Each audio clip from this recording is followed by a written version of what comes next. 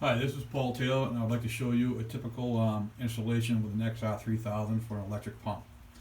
First, we'll start over here.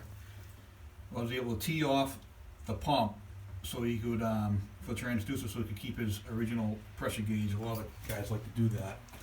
And being a cement block building can be difficult to run some of your wires, but this conduit made a nice run for that wire. Here on the wall, I mounted my XR3000, the pump control box, and the power supply. All wires are covered with a loom.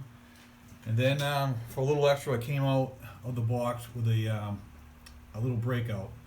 I got a fuse right here in case something happens to go array. It'll it'll pop the fuse. And here we have the starter. This particular pump had a different auto starter in it before, so I was able to use some of the electrician's wires to make this happen.